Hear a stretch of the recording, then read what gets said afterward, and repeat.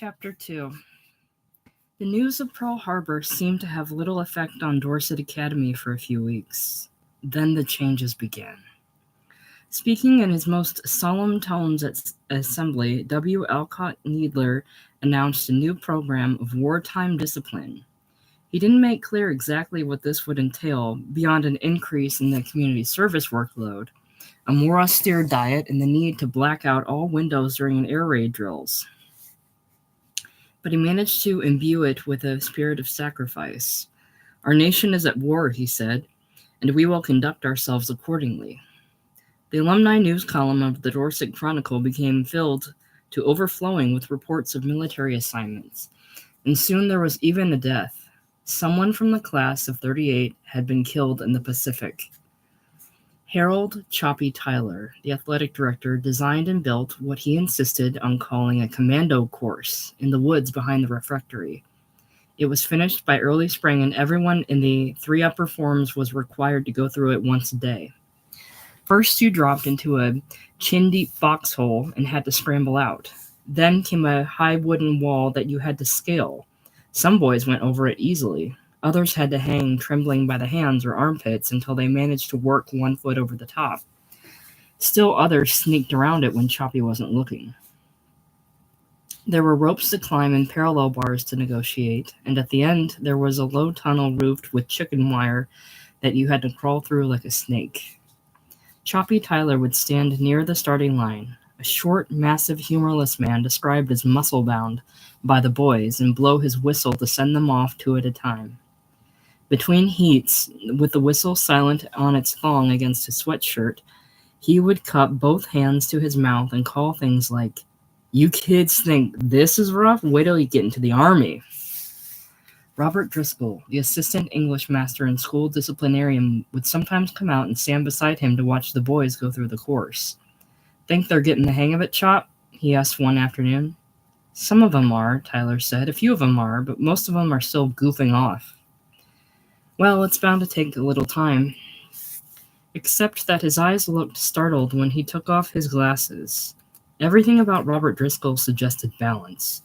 His thick, wiry hair might have been hard to control if he let it grow, so he kept it short.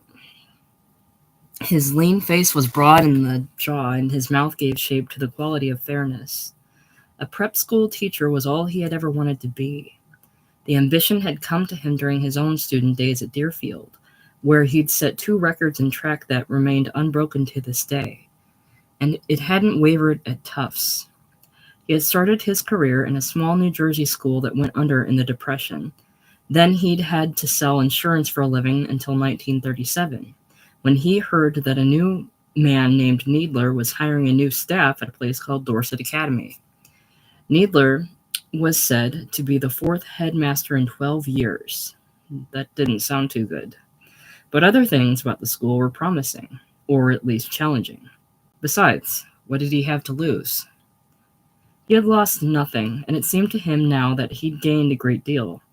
At 40, he was the most respected and the most popular man on the Dorset faculty. He and his wife were called Mom and Pop by the boys, and it pleased him to think of this place as a setting for the rest of their lives. No, Choppy Tyler was calling. "You gotta hit that wall. You can't go creeping up on it like some girl or something. You gotta hit it." But then a couple of 5th formers went over the wall nicely, making it shudder, showing a lot of hustle as they bore down on the next obstacle. And Choppy's face went solemn with satisfaction. "Well," Robert Driscoll said, "I'll see you, Chop." "See you, Bob." And 2 other kids were able to sneak around the wall as Choppy turned to watch Driscoll walk away. With the wet whistle poised at his chin, he was enviously studying the way Driscoll's tweed jacket seemed to encase his shoulders like an agreeable second skin, without the slightest hint of stretch or bulge. However Choppy Tyler held himself in 3-way mirrors, however he quarreled with the little men who made the alterations, he could never get his own coats to fit and hang like that. Robert Driscoll often assured himself that Dorset Academy was a good school. Even so, there was a real nagging qualification. If only it were more like a real school. And almost everyone else seemed to carry that sense of inauthenticity around them. The faculty, the boys, You could see it in their faces. For one thing, whoever heard of a school that didn't field varsity teams in competition with other schools? Wasn't that the very heart of prep school life? But because of a peevish stipulation in the crazy old lady's charter, and that, of course, was another thing, whoever heard of a school whose charter had been written by a crazy old lady? They were isolated. They were stuck with intramural sports. The Eagles played the Beavers every week, and that was that. In football season, since there weren't enough players for regulation teams, they played six-man football, a center and two ends, and a three-man backfield. It was a fast game and sometimes lively to watch, but it was a sloppy game too, with far too many touchdowns. The boys were nice enough about it for the most part. They did their best to cultivate a sense of loyalty and pride as Eagles or Beavers, and when the scores were announced after dinner, their cheers rang heartily from the big refectory walls. But Driscoll, stirring his coffee under the tumult of that cheering, would often think, no, this isn't right. This isn't right. All he could do, all anyone could do, was hope for growth and change and improvement in the future. And certainly the materials for a real school were here. The physical plant was here. You had to hand it to the old lady for that. Walking now along the side of the refectory, he decided once again, as he often did, that this was probably the best single view of the campus. From here you could see a whole sweep, a whole intricate frieze of the school's lovely Cotswold architecture. It began with a quaint little cluster of low-roofed buildings where the guest house and the post office were. It moved across the long stern facade of the council hall to the dean's office, then on around the curve of the wide flagstone path to the archway of 3 building, which formed the rear of the quadrangle. And on the other side of that curve, set apart on its own lawn, lay the handsome structure of the headmaster's residence. Still, there were other views. He could never make the drive back from Hartford without admiring the way the school looked, as it was meant to be seen for the first time. You came around the side of the enormous water tower, and there it was, 300 yards straight ahead down the broad red driveway. There stood one building with the stout little squared-off tower above its archway. And there, off to the right in the trees, was a partial view of smaller buildings, promising other fine things to be discovered. Then sometimes during duck hunting season, when he came trudging home for breakfast up the steep wooded hill below 2 building, he would stop with a broken open shotgun in his elbow and wonder if this might not be the most dramatic view of all. The high, glistening monolith of 2 building, all stone and slate, looming out of the morning mist like a medieval fortress. Occasionally, on warm Sunday afternoons, he would take a pad of drawing paper out on the grass and try to capture some of his feeling for the place in charcoal. He never tried for much. The play of the sun and shadow in an archway, say, or a receding row of slate-gabled windows, or a juncture of chimney top and roof line against the trees. But even when his wife called some of the sketches beautiful, he knew he had failed. The essence of a beloved place was as elusive as that of a beloved person, and he tried to capture that too, long ago when he and Marge were first married. He'd made many charcoal drawings of her sweet young face, and many more despite her blushing objections, of her achingly sweet young body in the nude, but he'd thrown them all away. He was walking past the council hall when its heavy doors opened and 10 or 12 men came out. They were men he didn't know, all wearing dark business suits, some carrying briefcases. And he came to a stop and backed off on the edge of the path, ready to smile in case any of them should smile at him. They swept past him without a glance. Only when he saw W. Alcott Needler emerge, chatting among the last of him, did he realize that this had been a meeting of the Board of Trustees. They would hurry around through the 3-building archway now and out across the quadrangle to their waiting cars in front of 1 building. They dispersed to Hartford and Boston and New York with the destiny of Dorset Academy in their hands. He waited until Needler had finished shaking hands with the last trustee. Then he went up to him and said, "How'd it go, Alcott?" "Oh, not well, Bob." Needler's face was still tense with the effort of his official smile. "Not really well at all, but better than I'd feared." Slowly, as his eyes came into focus on Driscoll, he began to relax in the knowledge that the board meeting was over. Better than I'd feared, he said again, and perhaps in some ways better than I dared hope. Do you have a minute, Bob? Want to come over to the office? When he was settled behind his big desk, Needler turned away and opened one panel of the oaken wall behind him, disclosing a little cupboard from which he removed a tray with a decanter of sherry and several glasses. The operating deficit, he was saying. Bob, I can't tell you how tired I am of hearing about the operating deficit. It's all these people want to talk about. You'd think we were running a factory. Well, cheers. He took a sip of sherry and set his glass down carefully on the desk blotter. And of course, our operating deficit is alarming, but I keep trying to explain there are things that can be done. And I think I did manage to get a few points across this afternoon. I told them.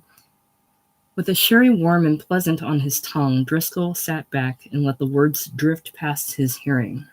In no sense did Alcott Needler fit the role of a beloved headmaster. Nobody loved him. It was partly that he spent almost half his time away from school, on the road, following up letters of inquiry from parents of prospective Dorset boys, drumming up trade, as he liked to say at faculty meetings. But even if he'd stayed home, he probably wouldn't have kindled much affection. He was a chilly man, a devious man, a talking, smiling public relations man, and the boys referred to him as Old Bottle Ass because he was tall and fragile-looking, with a high waist and wide hips. Possibly no man built like that could hope to cut much of a figure in a boys' school, nor could his wife do anything to help his career. She might once have been a pleasant and pretty girl, but now her face was forever set in a numb smile, as if injected in many places with Novocaine. Other faculty wives said you could know her for years without hearing her say anything but, so nice, so nice. And so you see, it's Mrs. Hooper again, Needler was saying. Always, always Mrs. Hooper. Even after she dies, that charter of hers will have the school hamstrung for years to come. And her being very much with us 10 miles away only makes matters worse. She's either 82 or 84 now, and she's what any qualified physician would call senile. She won't be reasoned with, and I must say, it sometimes seems she has all the trustees in her pocket. In any case, the charter hems us in on every side. Well, and here he ventured a little smile as he swirled the sherry in his glass. Almost every side. I've learned that when the financial picture gets bleak enough, some questions can be raised. I think I made some fairly good inroads today on the question of dress. Oh, I can't promise anything yet, but wouldn't it be good to tell them that they can wear their own clothes next year? No more uniforms. No more monkey suits and stiff collars at night. Well, sure, Driscoll said, putting his empty glass on the desk. It's just that I still think the major issue is interscholastic sports. And you're by no means alone in that, Needler said. I agree with you, and I hear the same thing everywhere I go. Well, he stood up, causing Driscoll to stand up too, and came around the desk to offer his hand. He had a surprisingly firm handshake. He had probably learned on the road that a good grip meant business. Well, he said again as he walked his guest to the door, we'll get there yet, Bob, one thing at a time. And Driscoll was out under the trees again, heading home. He had just started up the path to the 3-building archway when a group of the bigger kids came jogging up from behind and overtook him, winded and laughing and on their way back from the commando course. One of them was Larry Gaines, who dropped away from the others as they passed and fell into step with him. Been through the course yet, Pop? I'm waiting for Mr. Needler, Larry. I'm ready whenever he is. Wow, wouldn't that be something to see, Larry Gaines said, the two of you hitting the wall together? Listen, be sure and let me know when you do it, okay? I want to get a camera. They got you playing first base for the Eagles this year, Larry. I don't know. I've been thinking I might go out for track. Good, Driscoll said, good. Will you be coaching the milers again? I hope to be. Good, because I'd really like to try the mile. Well, good. That'll be good. Good. They were both aware of having said good too many times, and it made them chuckle foolishly and look down at the flagstones. They had come to a stop inside the heavily shadowed archway now, and Larry stood with most of his weight on the rattled sneaker of one foot, his thumbs hooked in his jeans. "Well," he said at last, looking up and smiling, "see you, sir." The boys called Driscoll Pop, but they called him Sir, too. He had to admit that he liked that. And he had to admit, moving out into the quadrangle, that this wasn't the first time he had come away blushing and pleasurably embarrassed from a small conversation with Larry Gaines. What was it about that kid? He was a top student, for one thing, and a good athlete. Not great, not what could be called a natural, but good enough for any varsity football team that Dorset might field in the future. And wouldn't it be good if he turned out to be a good miler, too? And it was clear now that he'd be elected to the student council next year and would almost certainly be its president, the highest of all student offices. But when you'd said all that you had only begun to describe Larry Gaines, there was much more. He was so nice. There was nothing of the campus politician about him, ingratiating himself with other kids to win votes. He was just considerate and kind and nice to almost everyone, and he was, well, it might sound funny to say aloud, but he was just about the best-looking boy in the school. Looking into his bright face could make you almost as shy as looking into the face of a beautiful girl. The quadrangle was crawling with kids at this time of day. They were coming back to the dorms to take showers. Some of them called one another across the wide space, and their blurred cries of greeting and teasing and reproach echoed up into the trees. The second floor of 2 building was where the little kids lived, the first and second formers, and Driscoll felt a stirring of uneasiness when he glanced over at that particular line of windows. His only child, Bobby, who with dizzying suddenness had become 13 years old, was now in residence up there as a member of the second form. Bobby was overweight, and his teeth needed straightening. Worse, he seemed to like to play the fool, the kind of kid most other kids find silly and tiresome. Marge had insisted on letting him live at home during his first form year, and that had probably been a mistake. He simply hadn't yet learned how to act right, how to handle himself, how to get along. Still, there was plenty of time. A lot of kids went through an awkward age. Bobby would grow and change and develop, and meanwhile Driscoll knew it was wrong to worry about him. The worry, if it showed, would only compound the trouble. Besides, it was too nice an afternoon, too sweet a time of year to worry about anything. The subtle, smoky taste of Needler's sherry lingered with him as he walked, and so did the benediction of Larry Gaines's smile. Marge would be back from Hartford by now. She would have her purchases displayed in the living room. "Do you really like it, Bob? I did think it was a bargain because I got it on sale and I thought it might go well with..." And as she talked and moved around the room in that happy home-from-shopping mood, she would absently wipe a short lock of hair from her brow with one finger, a pointless little gesture that could sometimes make his throat ache with tenderness. The remarkable thing about Marge was that she was still a girl. Oh, she was mature and responsible and all the other things a woman of her age was supposed to be, but she hadn't lost that shy young freshness. Even after all these years of marriage, he thought of her as a girl, and never more so than when they were in bed. It wasn't just that she felt as slender and firm as ever. It was that her little shoulders, her narrow back and limbs looked almost adolescent, almost childish, so that when she turned to let him take her in his arms, especially when she turned slowly, with a pout of desire on her pretty face, there was always a sweet surprise in her offering of a real grown-up woman's breasts, and then of a big, proud, grown-up woman's bush coming up at the juncture of her thighs. Ripe sensuality arising out of innocence. That was the quality he had tried and tried to catch in those foolish charcoal drawings long ago. And that was what had filled him as a bridegroom, with the wish that there were some final authority, some arbiter, some god to whom he might go and say, "Do you mean this marvelous creature is mine? Do you mean I can have her?" And it was only 5 o'clock in the afternoon. He would go home and approve of all the things she bought. He would smile and nod as she talked, and he'd fix them a couple of drinks. Then he'd look at her long and hard and move up close and kiss her on the mouth. She had worn her blue jersey dress today, and he knew how that particular fabric felt, sliding under his hands against her back. It felt like sex itself. And maybe she'd laugh and try to fend him off, but he knew she liked it in the afternoons. They had agreed long ago that afternoons were even better than nights, and he would take her upstairs and have her. He would have her and have her, while the big trees stirred and rustled, new leaves beyond the windows, and she'd say, "Oh, Bob, oh, Bob." And the sky would turn from blue to red to black, and they'd miss dinner and they wouldn't care. Bobby lay sprawled on the living room sofa eating a marshmallow. That was the first thing he saw when he let himself into the house, and he said, "What's this? Why aren't you up in the dorm?" "Oh, gee, Dad, I'm only..."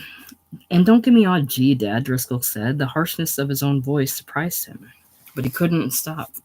"If you want to be a member of the second form, you've got to be a member of the second form. You've got Bob." Only then did he realize Marge was in the room. She was standing at a chair filled with the department store boxes and wrappings, and there was sudden anger in her face. "I won't have you railing at him," she said. "I'm not railing. I'm simply saying he ought to be up in the dorm, and he knows that as well as I do, and so do you. He isn't supposed to live here anymore, Marge." And without raising her voice, she almost never raised her voice, she said, "Will you calm down, please? Will you try to control yourself?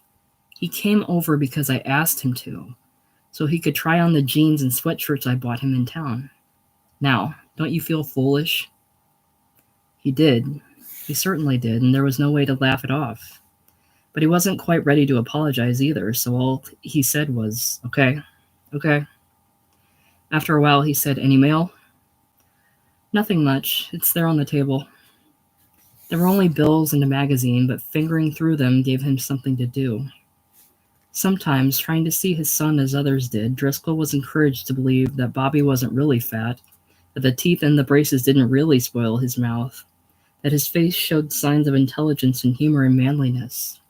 But this wasn't one of those times. Bobby hadn't stirred from his heavy collapse on the sofa. He lay staring at nothing, and there was a fine dust of confectioner's sugar on his petulant lips. Turning away from him, Driscoll looked shyly at his wife. "Did you drive in alone today?" he inquired, "or with Alice?" "With Alice. We had lunch at the Drake." She was folding paper bags and flattening boxes, and she sounded tired, but she didn't sound mad at him anymore. She never stayed mad for long. She was, in fact, a girl in whom anger never seemed very convincing in the first place. "I got those slip covers I told you about," she was saying, "and a couple of dresses. One of them I think I'll take back. Oh, and I looked at a few raincoats for you, but they were terribly expensive." "That's okay," he assured her. "My raincoat's okay." So it was turning into almost as nice a homecoming as he'd planned after all. When she carried out the store wrappings, he followed her into the kitchen, noticing the shift and float of her blue jersey skirt, and did his best to keep the good mood going. "I feel sort of like having a martini," he said. "Don't you? Do we have any gin?" "I don't think so." There was no liquor at all in the cabinet except an inch of dry vermouth in a cloudy green bottle. "Oh," he said. "Well, it doesn't matter." And he went to the refrigerator to look for beer, but there was no beer either. After a moment, he went over to the counter near the drain board and hitched himself up onto it, one foot dangling. "You know," he said, "I really like that dress of yours. I always have." "Oh?" And instead of looking up into his eyes, she looked down at the dress. "Well," she said, "it's as old as God." Bobby had left the sofa when they went back into the living room. He was over near the far wall, keeping his distance, fooling around with a fielder's glove. He would repeatedly sock his fist into its pocket and then stand with his feet well apart, squinting along his left shoulder with the glove and the imaginary ball nestled close to his chest, in a fairly good imitation of what real pitchers do even when they're holding a man on first. At 9 and 10 and 11, he had done things like this for hours, lost in fantasy, sometimes audibly whispering to himself. But he seemed to tire of it quickly now. He put the glove away in the closet under the stairs where Marge kept a lot of his belongings, and came toward her across the carpet. "Hey, Mom," he said. "Be okay if I take a shower here?" And that did it for Driscoll. Days and even hours later, he was able to acknowledge the innocence of the question. but at the time, no power on earth could have held back his rage. "No," he said. "No, it would not be okay. You're going to pick up your stuff right now and you're going to go up to the dorm and take your shower with the other boys. If you're ashamed to get undressed in front of the other boys, that's not at all surprising, and it's regrettable. But maybe it's something you ought to think about the next time you want to lie around stuffing yourself with marshmallows all day." Bobby's eyes seemed to have gone out of focus. He was just standing there and taking it. And Marge, over by the fireplace, didn't look angry this time. It was worse. She looked hurt, stunned and waiting for the pain to start, and she looked older than her age. Driscoll sat down, taking off his glasses, and rubbed his eyes hard and slowly with his fingers.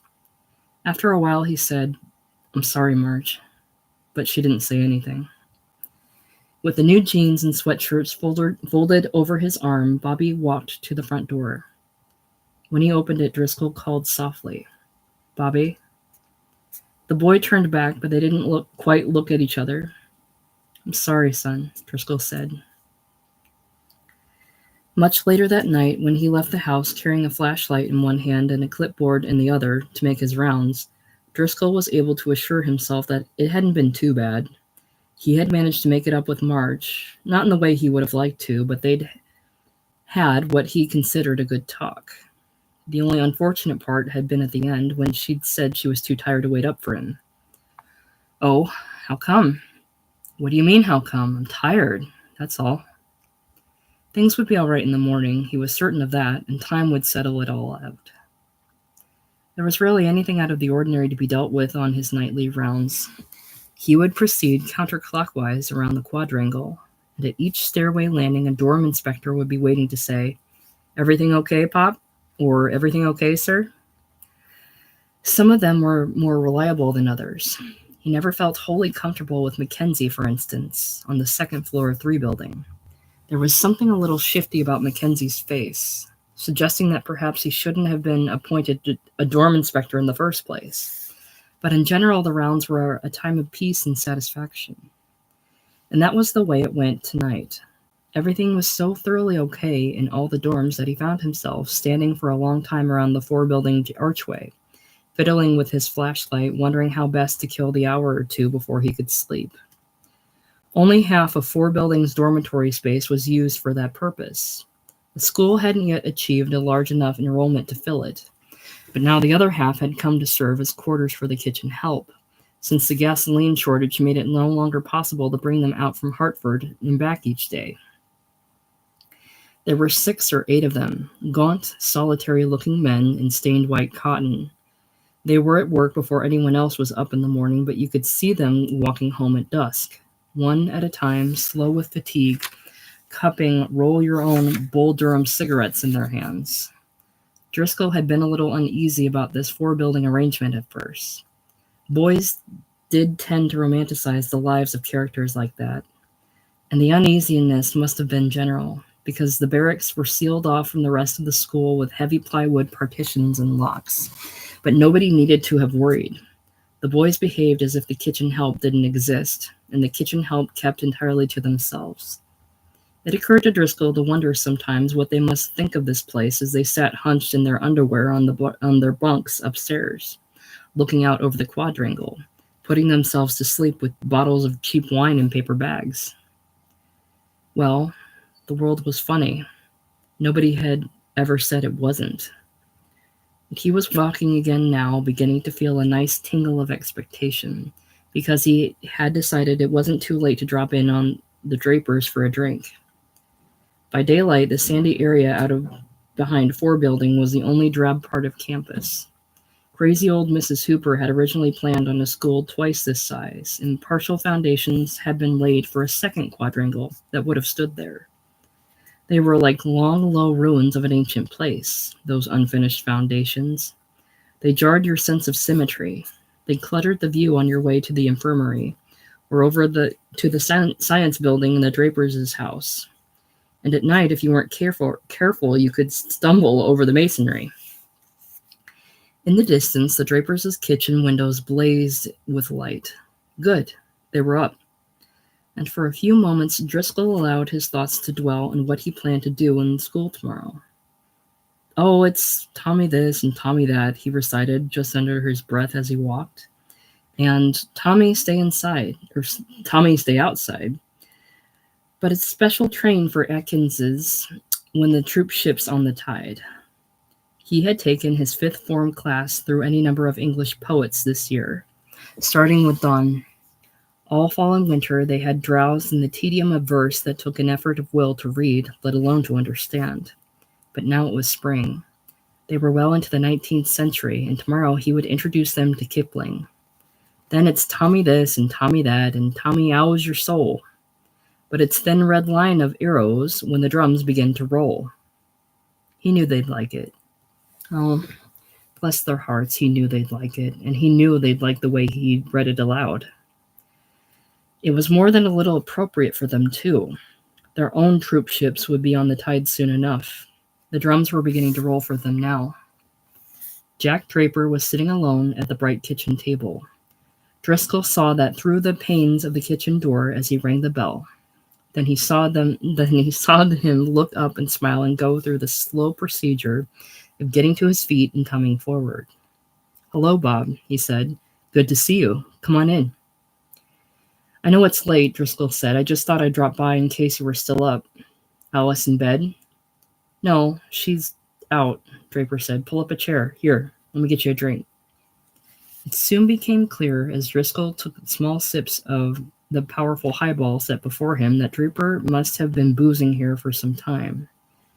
He wasn't drunk exactly, but he had drunk himself into the kind of expansive mood that made him apt to say the first crazy thing that came into his head. "No, but seriously," he was saying, "seriously, Bob, have you ever stopped to consider what a tremendous amount of sheer sexual energy we're harboring here? Especially at this time of night? Just imagine what we'd find if we could make those big stone dormitory walls fall away. 125 kids all beating their meat at once." And Driscoll laughed. It was pretty funny. But when Draper's voice started up again, building toward the next laugh, he glanced out into the shadowed hallway beyond the kitchen and turned quickly back with one forefinger against his lips, saying, "Shh." Millicent Draper came in, 7 years old, shading her eyes against the brightness. Her rich tan hair was rumpled from bed. She was wearing what looked like a brand-new cotton nightgown, and she carried a very old stuffed animal that could have been either a dog or a bear. All the drink seemed to vanish from Jack's face and voice. Well, he said, "Hello, lovey." "Daddy, Mommy said we could have a cookie if we woke up." "Well, then, I guess you'd better go and get one. Can you reach him?" "Yes, sir." "Did Jeff wake up too?" "Yes." "Then I guess you'd better get too. Have we been talking too loud down here?" "No," she said. "We just woke up anyway." Draper watched her as she moved through the kitchen. Then he said, "Wow, that certainly is a nice-looking nightgown. Is that one of the nightgowns Mommy bought in Hartford today with Mrs. Driscoll?" "Yes, the other one's pink and the other one's blue." When she was ready to leave, he turned partly away from the table and said, "How about a hug?" And she gave him a good one, both arms going up and around his neck, both wrists turned back to accommodate the animal and the cookies. The sight of Jack Draper's crippled hands pressed against her back brought a sweet rush of pain to Driscoll's eyes and throat. He wished he had a daughter. When she was gone, Draper sat looking at his drink for a while. Then he glanced over and saw that Driscoll's glass was empty. "Help yourself, Bob," he said. "Here, wait, I'll get you some ice." And he began the struggle to stand up. "No, really," Driscoll said. "I better get home." "Sit still." "Well, okay, one more, but hell, let me get the ice, Jack." "Sit still," I said. He sounded angry, making his way to the refrigerator, and he added, "I can do some things." Then came the clatter of an ice tray in the sink and the hiss of hot water running over it, while Driscoll sat feeling apologetic. It wasn't easy to know how to behave with a handicapped person. "So where were we?" Draper demanded when he was settled at the table again. "Oh yes, sexual energy. What we're harboring here." And he took a long drink. Well, old man, I don't suppose I'm telling you anything you don't know or haven't heard or haven't guessed. But the fact is, we're harboring a short little rat-faced bastard here whose sexual energy knows no bounds. And of course it wouldn't do to reveal his identity, but his name is Frenchy fucking Leprod. I don't get it, Driscoll said. You don't get it? Why not? Everybody else seems to get it, all the way down to about the kids in the third form. You ought to see the way those little buggers look at me all day. Come on, Driscoll, don't be dense. Where the hell do you think she is tonight?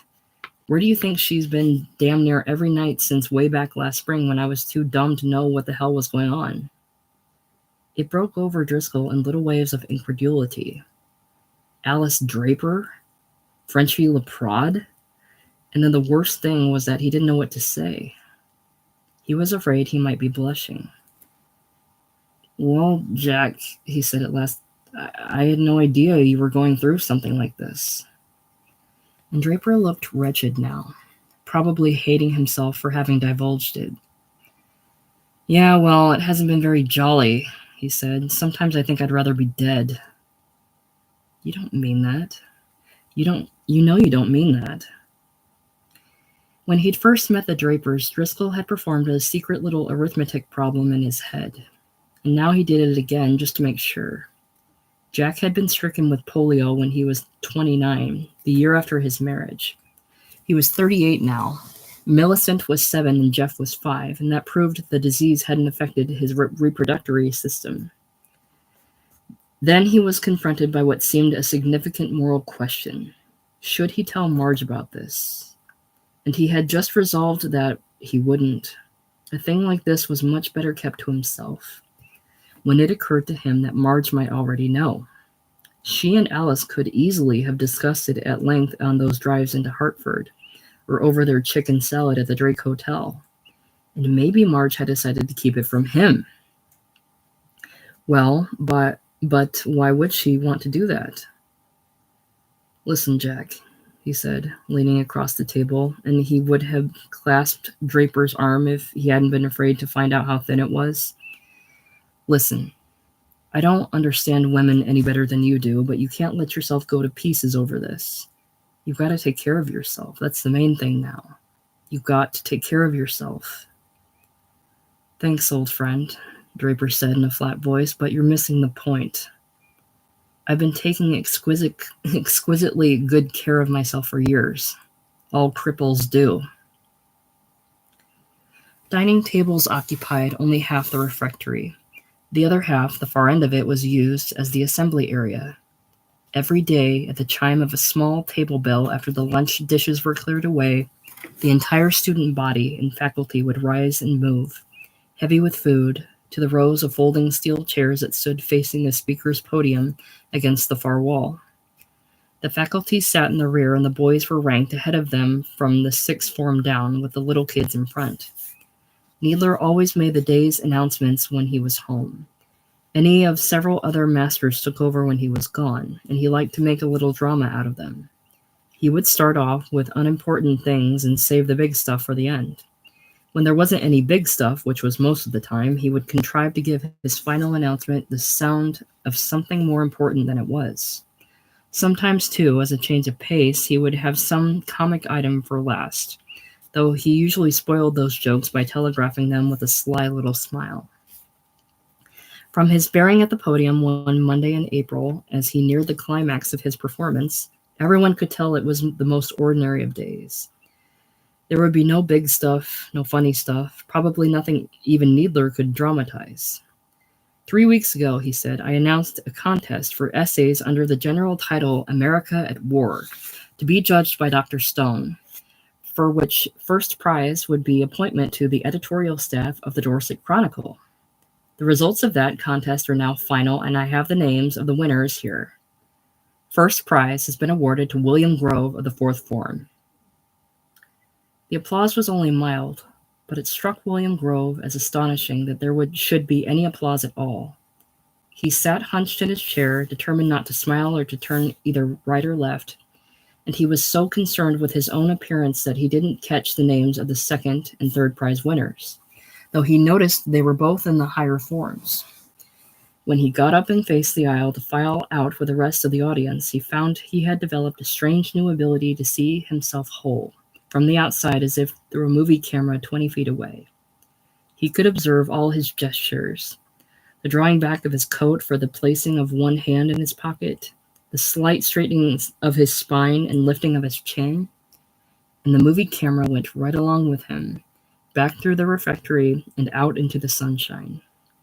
He knew he ought to hurry to the dorm because this was a community service day rather than a sports day. He would spend the afternoon in his work clothes riding around in a pickup truck with 3 or 4 other kids to clear brush or haul trash under the guidance of a disgruntled school employee. And the truck was probably waiting for them now. But he took his time anyway, strolling for the phantom camera all the way back to 3 building. And what happened there was like something out of the movies too. Larry Gaines overtook him on the stairs, turned back, gave him an unforgettable smile, and said, "Nice going, Gypsy." Chapter 3. The Dorset Chronicle was held in low esteem among extracurricular activities. Being a member of its staff might look good on your record and in the yearbook, but that seemed scarcely worth the amount of work it took. The editor-in-chief was usually a sixth former, heavy with other honors, who delegated most of the responsibility to his managing editor. And when the managing editor was someone like John Haskell, a glutton for punishment and a stern taskmaster, it was only common sense to stay away from the whole enterprise. The paper was always understaffed. Haskell sometimes claimed to have written every word of it himself, but it came out faithfully every 2 weeks in press runs of 1,000 copies or more. Needler called it one of our best public relations tools, and you could see what he meant. There wasn't much to admire in the way the Chronicle was written or edited, but it looked good, handsomely printed on slick paper in 4 or 6 or 8-page issues, 4 columns to the page with a liberal use of photographs. Anyone picking it up and looking it over would have had to assume that a good deal of money had gone into its making. And only rarely did messages like, "with the compliments of a friend," or "buy war bonds," appear in its advertising space. Most of the ads were display items from reputable merchants in Hartford and Boston and New York, who must have considered Dorset a real enough school to warrant their business. The paper had the aspect of something settled and solvent, and that, for a school in financial trouble, amounted to good public relations indeed. On deadline afternoons, and usually in the very nick of time, John Haskell would stack up the messy copy and pictures and send them off to a commercial printing plant in Meriden. A few days later, heavy packages of freshly cast linotype and photo engravings would arrive back at the school, and then it was time to put the thing together. The craft of printing had been one of Mrs. Hooper's minor enthusiasms, so there was a well-equipped, picturesque little print shop tucked into the campus. A pale, sour man named Mr. Gold was in charge there, possibly the only communist on the Dorset payroll, doing his quiet best to keep the kids from driving him crazy as he went about what he always called the job. Much of his time was spent in preparing sumptuous school catalogs and sleek little promotional brochures. Needler ordered more brochures than any of the 3 other headmasters in Mr. Gold's memory, and the coming of each spring brought additional workloads in the yearbook pages and the commencement day programs. But at bi-weekly intervals all through the year, everything in the shop had to be set aside for the Chronicle. Haskell considered it part of a managing editor's duty to be on hand when the paper went to press. He would stride around the print shop trailing a handful of galley proofs, pausing to peer over the shoulders of boys who stood working on page forms at the composing table or hand-setting type for the larger headlines. Only 1 or 2 of them were members of the Chronicle staff. The others, mostly younger, were kids who'd drawn the print shop as their community service assignment. Their talk bristled with terms of the printing trade: stick, quine, slug, furniture,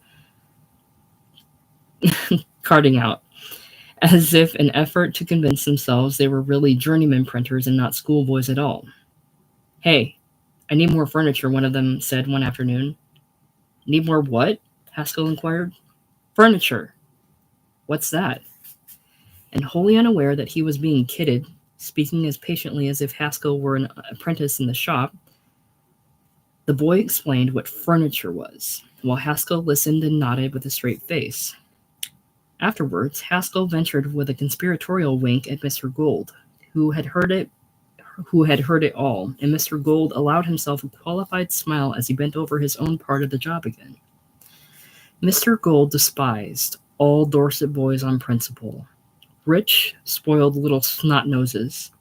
But he had to admit that this particular fellow, this Haskell, was kind of an interesting kid. He was smart, witty, and very well read for his age. Last fall, the two of them had hung around the shop for half an hour after quitting time one day talking politics, and Haskell had displayed a surprisingly good sound grasp of Marxist theory. But when Mr. Gould tried to tell his wife about it that night in the kitchen of their home in Unionville, she didn't want to listen. Interesting, she repeated. You're telling me interesting and sophisticated about some 15-year-old prep school kid? Come on. I think you're going soft in the head, Sydney. And he guessed she was right. He had probably been taken in. Besides, there were unattractive things about Haskell, too. The supercilious manner, the theatrical way he talked and moved around. If Haskell could be theatrical in the printer's shop, he was worse in the Chronicle office. And he spent as much time as he could in the office, far more time than was necessary. Do you realize, he demanded of Hugh Britt one evening, pacing the floor for emphasis, do you realize I've written the last 4 editorials for him? And made up the staff assignments? And edited all the copy, not to mention writing most of it? He sits up there wrapping friction tape around his hockey stick, or rubbing neat's foot oil onto his baseball glove, and saying he's too busy. Too busy. Well, it's got to stop, that's all. It's got to stop. Why don't you lay it on the line with him, John? Hugh Britt said. Tell him if you're going to do the editor's work, you want to be the editor. Haskell hadn't expected such a clear-cut suggestion. After a moment, smiling vaguely as he paced, he said, Ah, yes, Hughie, if only it were that simple. The office was in an upstairs section of 4 building, well away from the kitchen's help's quarters, and it looked as much like a real newspaper office as Haskell could make it. There were 2 paper-strewn typewriter desks, and there was a hot plate and a coffee percolator with several chipped mugs. Haskell drank more coffee than he wanted, especially on deadline days, often when the door was locked and the windows open. He and Britt smoked cigarettes here, too. Haskell took up a slumped, staring posture at the windows, his homely features set in the look of someone for whom one crisis is never enough. And on top of everything else, he said, we now have Grove to contend with. I don't know why you say contend, John. Because he'll be around our necks, that's why. We'll be contending with his funny face and his dirty clothes and his awful fingernails, and we'll spend all our time just keeping him down. He was up here sucking around all afternoon. You're making too much of it, Britt said, shifting uncomfortably in his chair. Haskell was his best friend, but there were times when he got on his nerves. Tonight, Haskell had brought him up here after study hall, apparently for no other purpose than to dramatize himself. Another thing, Britt wished Haskell would quit calling him Huey. Shall I put some coffee on? Haskell inquired. No thanks. I want to get on back. What for? There's plenty of time. I want to get on back, that's all. And Britt stood up. John, he said, you coming up or staying? My goodness, Haskell said, how abrupt we are this evening. They didn't talk on their way back to 3 building, and it wasn't a companionable silence. Britt walked with a hard ringing of his heels on the flagstones, holding his big shoulders square and tight, wondering how he could possibly admire anyone who said things like, my goodness, how abrupt we are this evening. They knew something was up as soon as they'd reached the 2nd floor, and they could sense it was something bad. Both ends of the hall were unnaturally quiet. Boys stood in clusters near and far, their mouths partly open, and they were all staring at the closed door of Henry Weaver's room. Ordinarily, nobody paid much attention to Henry Weaver. It wouldn't have been hard to forget he existed.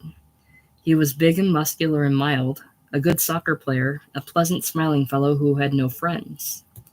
Weaver's got a little kid in there with him, somebody said. Little kid from 2 building.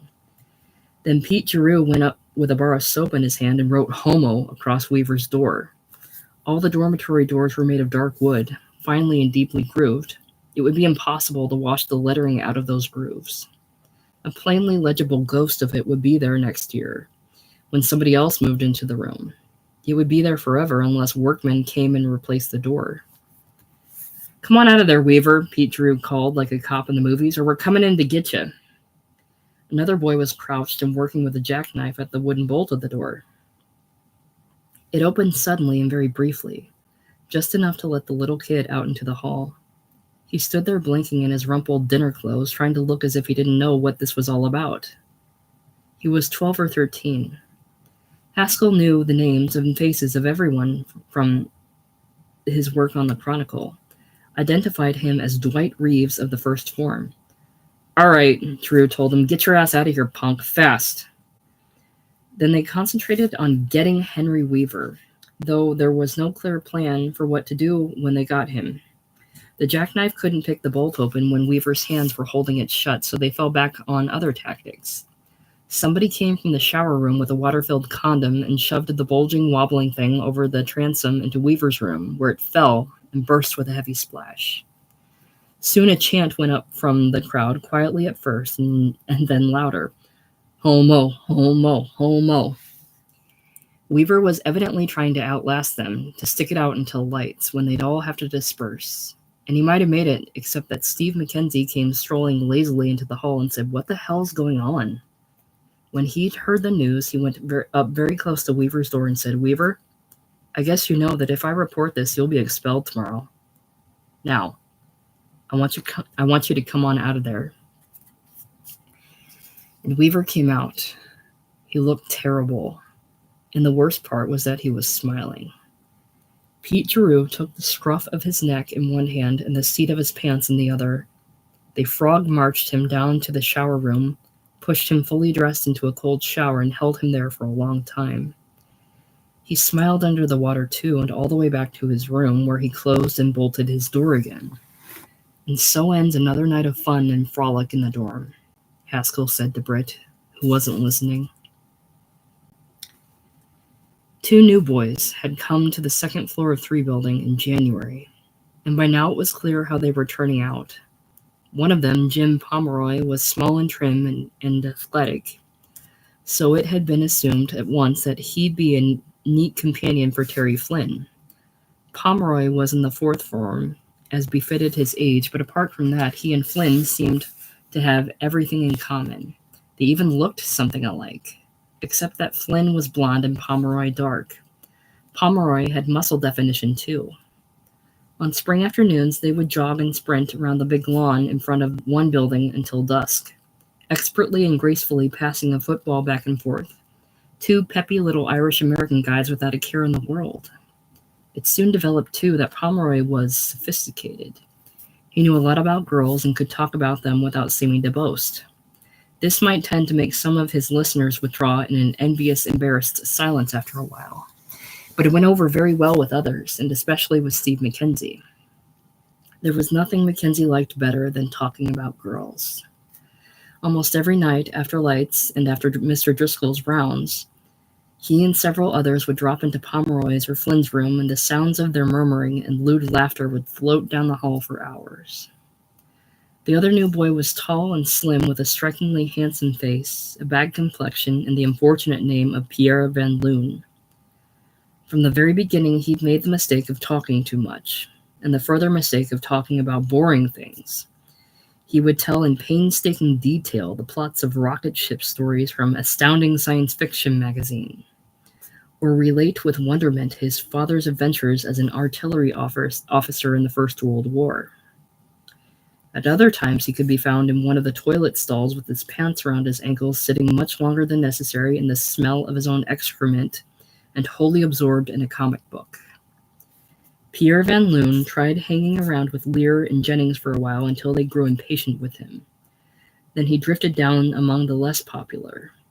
He might even have tried Henry Weaver, except that he'd been present on the night of Weaver's humiliation. Eventually, he settled on Grove. "I'm doing a little better, don't you think?" he said in Grove's room one afternoon. "I mean, I still do dumb things and everything, but I don't do anything quite as dumb as when I first got here. Well, Rolf said kindly, it takes a little time. Like, did I tell you about the first time I met Mr. Draper? I'd only been here about a week, and I don't take chemistry, you see. That's the thing.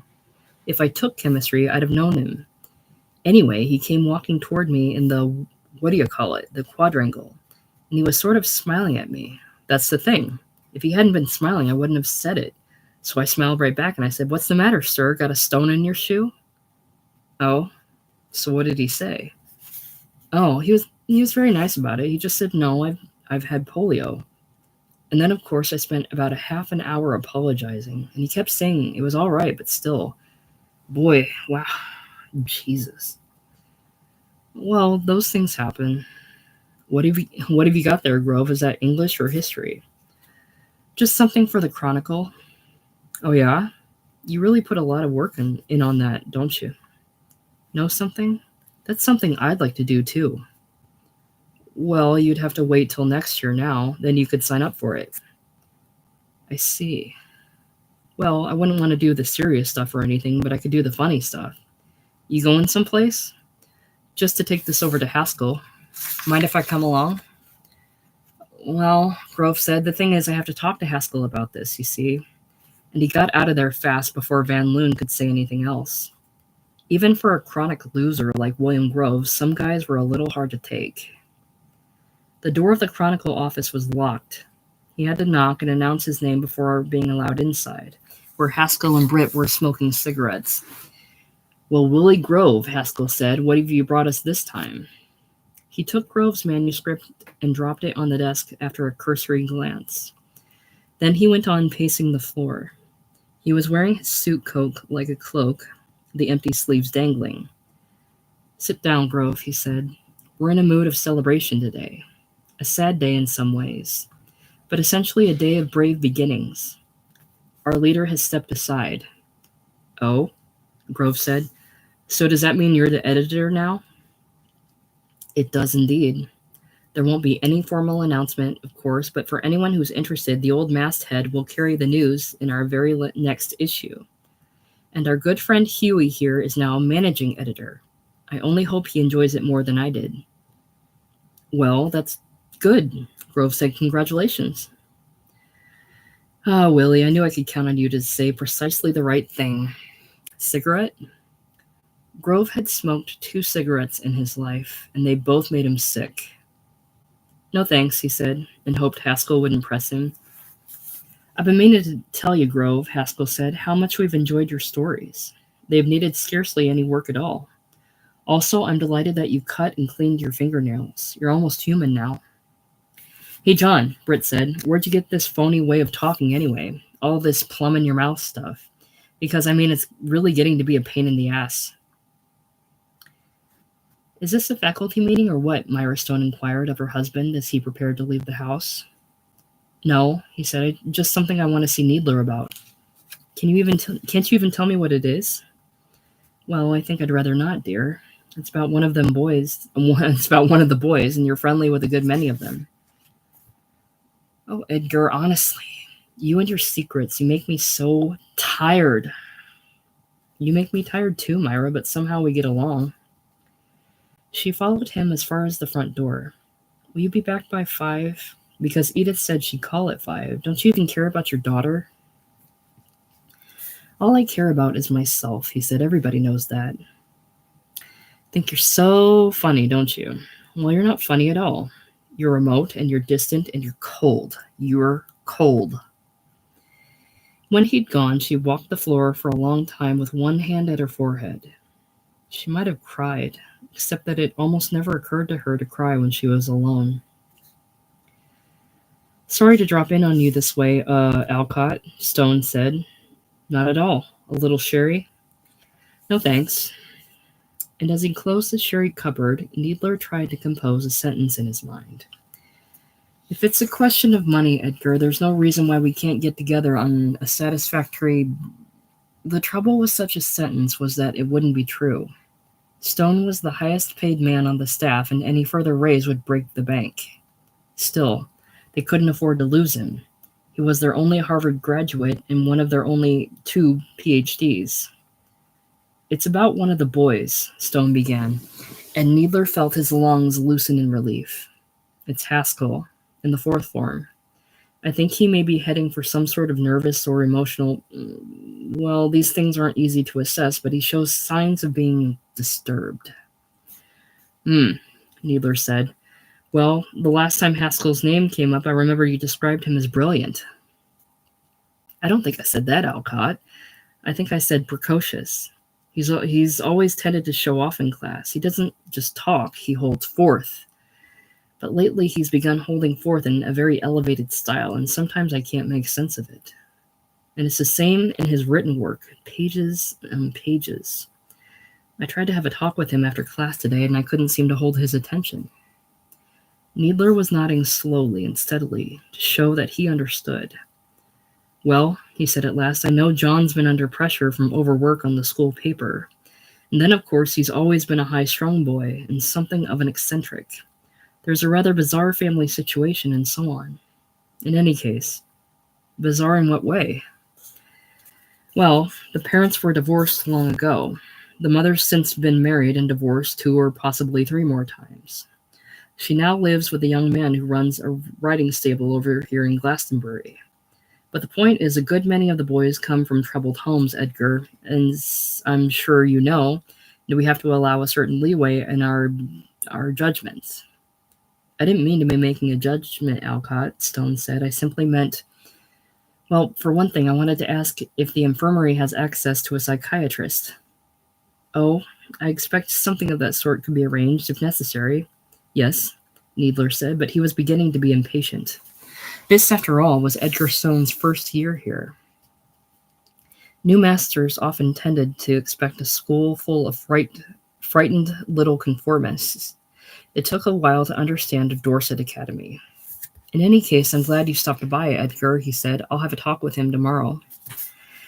That evening at dinner, for the first time, William Grove found himself sitting with Haskell and Britt and being included in their talk. He could scarcely believe it. Christianity doesn't begin to answer the needs of this century, Haskell said, while Britt nodded in agreement over a forkful of succotash, and Grove quickly saw an opening.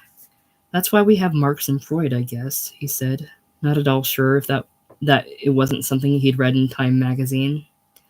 Exactly, Haskell said, and very well put, Grove, because if Marx and Freud hadn't existed, we'd have invented them. What's more, That was the only time Haskell said, very well put, Grove, but the talk went happily on long after they'd left the refectory, and Grove remained a part of it. The 3 of them strolled around the quadrangle until time for study hall, talking and talking, making occasional sweeping gestures with their arms. Haskell hadn't abandoned Christianity now and moved down into popular culture. The function of the movies, he explained, was to help people hide from reality. Oh, I don't know, Grove said, because it seemed important to disagree sometimes. What about a movie like The Grapes of Wrath? That's an evasion of reality too, don't you see? When everything's tied up in a neat little dramatic package, you can forget it the minute you walk out of the theater. So what do you want, John? Hubert said. You want everybody to go out and be migrant workers or Russian revolutionaries or something? I want people to feel, Haskell told him. I want people to experience life. All the next day, even through his afternoon of jolting around in the truck, Grove went over and over the talk in his mind. He had said 3 or possibly 4 smart things, and might have said more except that he'd had the sense to keep quiet when Haskell went off on one of his long speeches, or when Haskell and Britt were bickering. There had been 2 or 3 times, too, when he'd screwed up and said something dumb, but lapses like that would be easy to correct in future dinners and strolls. He was getting dressed for dinner that night when Britt came to his room and said, Grove, can I come in? Can I shut the door? And Britt sat on Grove's chair, looking trim and spruce as he always did in his evening clothes. Listen, he said. Haskell's cracking up. I've seen it coming for a long time. Maybe you have too. Anyway, Needler called him into the office today, and when he came out, he could hardly wait to tell me about it. Or I guess he wanted to tell me, but I couldn't make head or tail out of it. All very emotional and overwrought. He told me he'd said to Needler, "Sir, before you go any further, I want you to know that I love this school." I say, "What'd you say that for, John? You don't love the school, do you?" And then he told me he cried. Sat there crying in front of old Bottle Ass. And he damn near cried again just telling me about it. I said, "What'd you cry for?" And all he gave me was more of this convoluted bullshit. Well, if he's sick, let him go to a hospital. And whether he's sick or not, I've had enough. So listen, Grove. Let's steer clear of him tonight, okay? I don't know about you, but I'm fed up with being his psychiatrist or his mother or whatever the hell it is he wants me to be. They couldn't steer clear of him at dinner because he sat down with him, but he was silent throughout the meal. It was a dramatic silence, giving every sign of wanting to call attention to itself. Whenever they glanced at him, they found his face set in a haggard look or in a despairing little smile, and so they tried not to glance at him at all. It was easy to get away from him when the refectory emptied out. All they had to do was walk fast. They hurried around to 3 building, considered going upstairs but decided against it, struck out across the quadrangle and all the way through to the front of 1 building and kept on walking. "I just don't want him catching up with us," Britt explained. 100 yards up the main driveway, they moved out onto the lawn and sat on the grass beneath a clump of trees. From here, they could look back on the long front of 1 building, purple in the blue haze of dusk, and they watched the dark cavity of its archway. Soon Haskell came out alone, looking very small in the distance, wearing his coat like a cloak, and began slowly pacing right and left. "He can't see us," Britt said. "We're in a shadow here, but he knows we're up here somewhere. Watch him." They both watched him.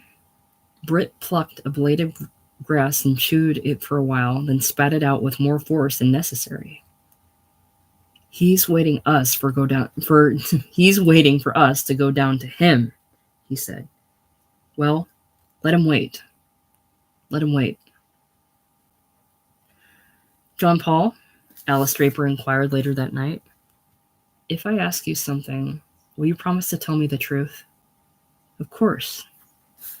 She was lying in his bed with the covers thrown back, propped on one elbow so that her small, pretty breasts lolled to one side. Leprade was up and rummaging in his desk for cigarettes. "Do you still find me attractive?"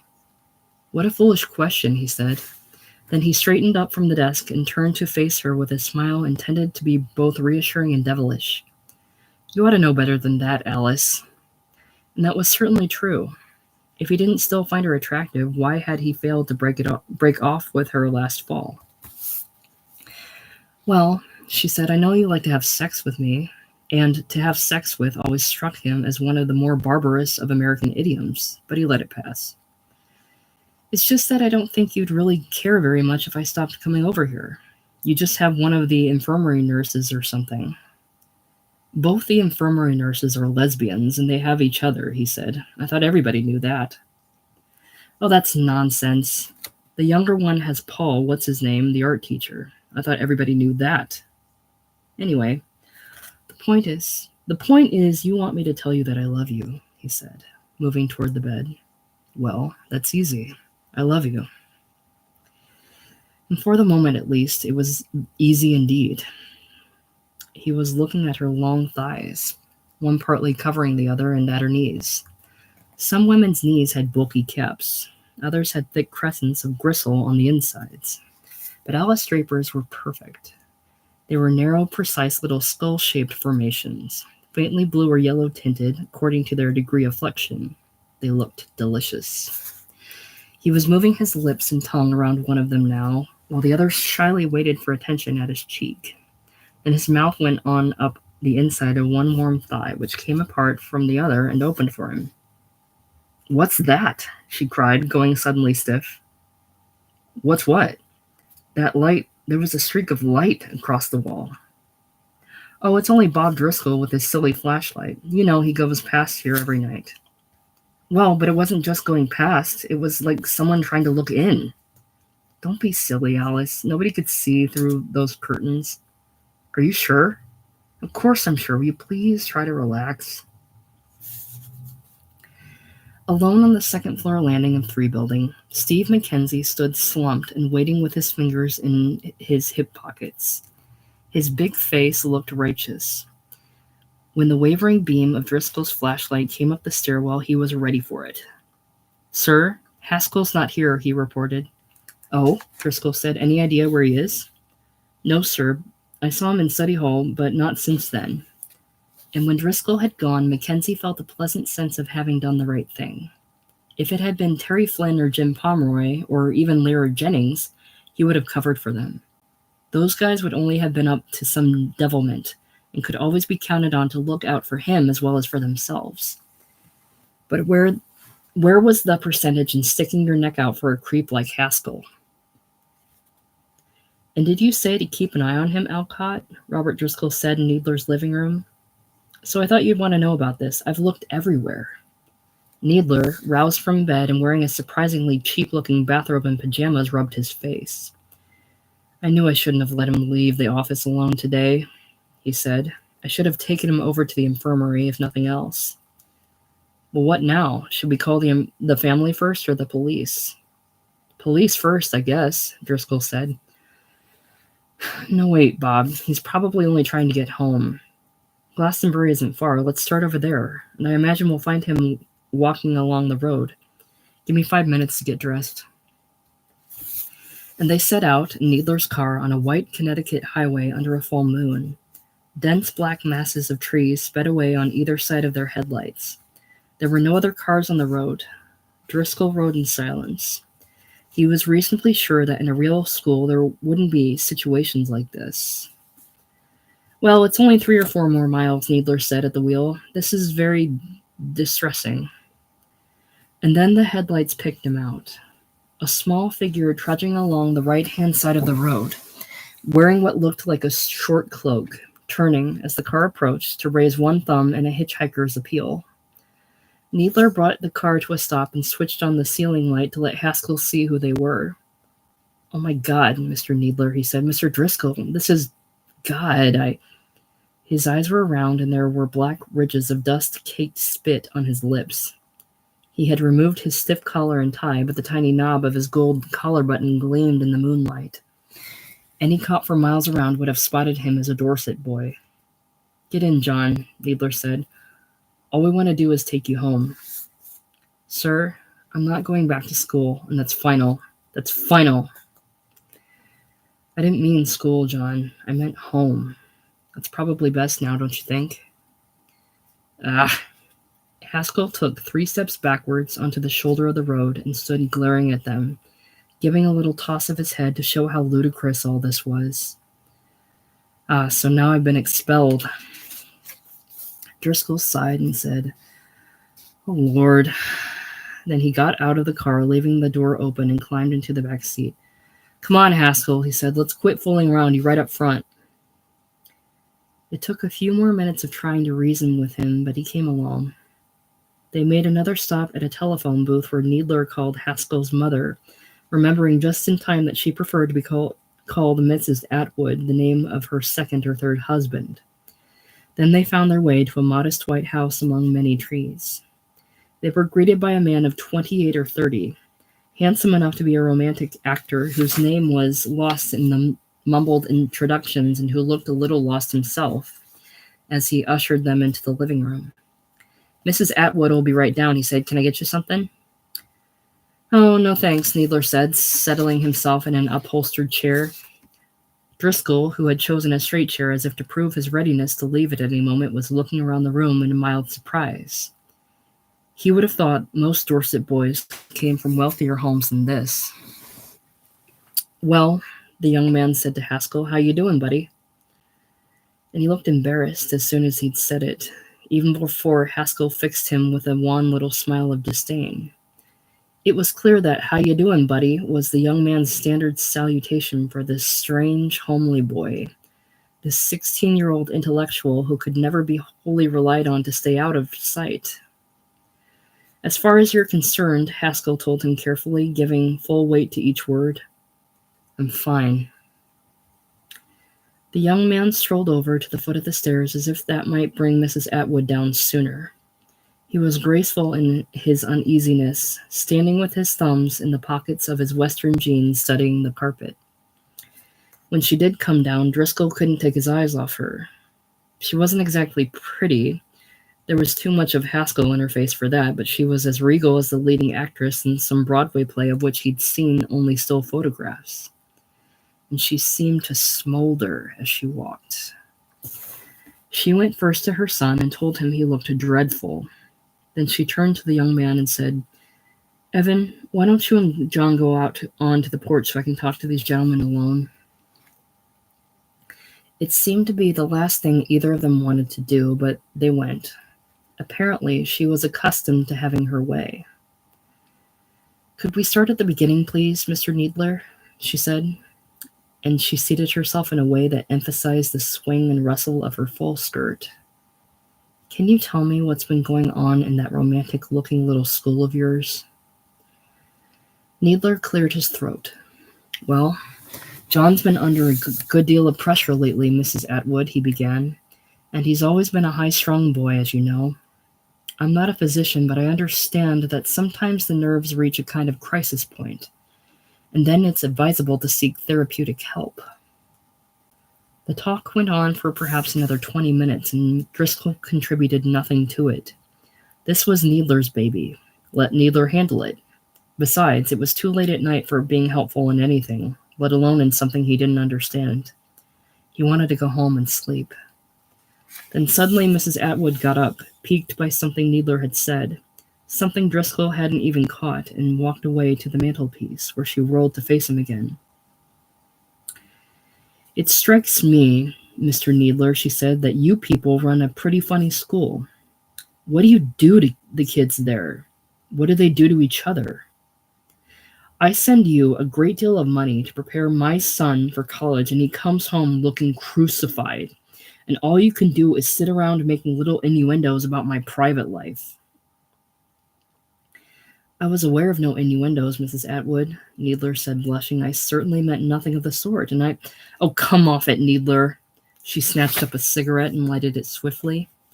And she started talking again with the cigarette wagging at her lips. "You're dying to know about Evan." "Well, apart from the fact that it's none of your business," she tore a cigarette from her mouth, "Evan is the finest riding instructor in this part of the state.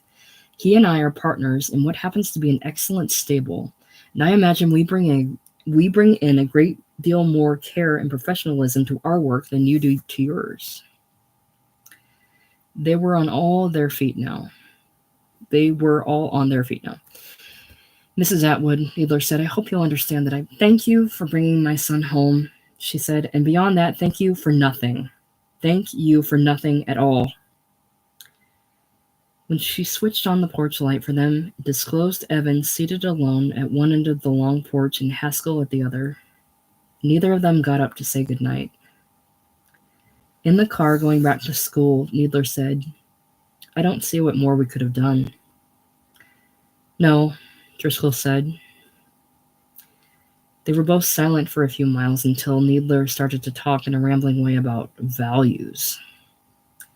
"And the family structure, as you and I know it, is rapidly disappearing, Bob," he was saying. "If the school stays in business, I imagine we'll see more and more evidence of that in the next few years."